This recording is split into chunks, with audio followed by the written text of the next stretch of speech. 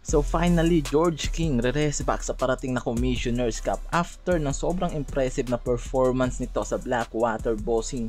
Di nakakapagtaka na hindi napakawalan ng team na to. At ayon nga dito sa Spin.ph na sigurado na ang susunod na kampanya nito sa upcoming Commissioner's Cup at itutuloy ang naputol nitong kampanya sa playoffs ng Governor's Cup. Siguradong magiging maganda ang kampanya ng buong Blackwater dahil sa import na to. At kung sakaling araw pala rin tayo kahit sa Gilas Pilipinas pwede nating makitang maglaro ito kung maging eligible ito na maglaro bilang naturalized player natin dahil interesado nga raw ito na magsuot ng uniform ng blue-yellow jersey ng Gilas Pilipinas team natin. Huwag na natin patagalin at pag-usapan na natin yan mga kuis. Unahin natin dito sa isang interview dito kay George King sinabi nga nito na interesado siya na maglaro sa ating Gilas Pilipinas team. Malaking bagay at kahit sino naman hindi makakatanggi kung ganitong klaseng player ang balak lumaro sa ating Gilas Pilipinas. Lalo't sobrang talented at grabe ang skills ng player na to. Kung magiging naturalized, madadagdag nga lang raw ito sa marami nating mga bakanteng naturalized tulad nila Ange Kwame at Jordan Clarkson at itong ang si Justin Brownlee at itong under process na si Benny Boatwright na inaasahang maglalaro sa susunod na kampanya ng Gilas. So pwede namang mapagbigyan nga raw ang desire nitong si King if ever na talaga nga raw na interesado ito na maging isang naturalized player natin at alam natin na matagal-tagal ang magiging proseso na yan at mas magandang araw na mag-focus na lang to muna sa kanyang kampanya sa PBA League. So nandito na rin tayo at pag-usapan na rin natin ang bagay na yan, itong talented import na si George King after ng very successful na campaign nito sa elimination round.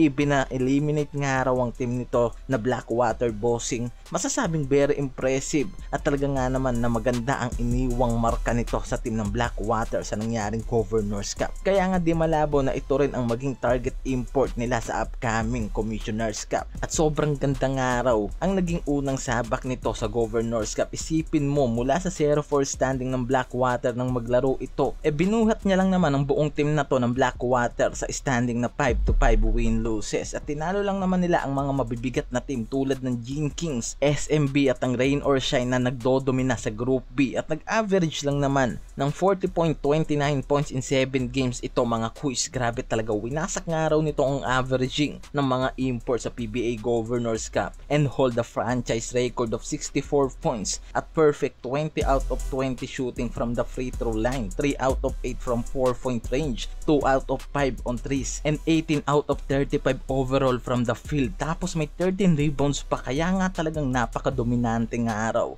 nitong si George King. Kaya nga di malabo na habulin talaga ito ng Blackwater sa susunod nilang kampanya.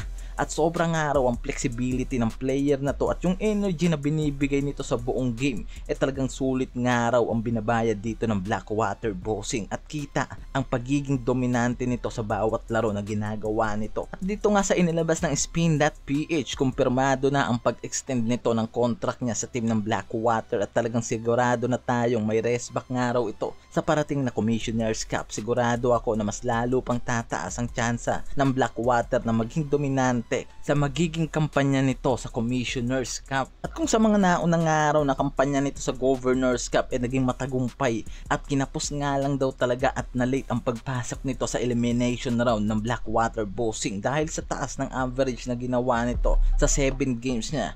Talagang araw na paano pang araw kaya kung nabuo nga raw nito ang 10 game ng Blackwater Bossing maaari nga raw kayang naipasok nito ang team niya sa playoffs o di malabong isa ang team na to sa naging dominanting team ngayong Governor's Cup kung sakali nga raw na naging maaga ang pagpasok ng import na to sa team ng Blackwater Bossing. At ngayon nga ikampante na ang Blackwater sa kanilang magiging debut game sa upcoming Commissioner's Cup matapos ang pagpirma nitong si George King sa kanyang contract extension sa team na to. Sigurado mas lalaki pa nga raw ang expectation ng marami sa team na to ng Blackwater sa pagpasok ng Commissioner's Cup. So sa tingin nyo, eligible nga kaya na maglaro ito sa ating Gilas kung mapagbibigyan nga raw ang desire ng import na to na magkaroon ng panibagong kampanya sa ating national team? At ang magiging panibagong kampanya nga raw nito sa parating na Commissioner's Cup ay magpapatuloy nga raw kaya ang magandang karir nito at ang pagiging isa sa pinakamahusay at dominanteng import ngayong season 49 ng PBA.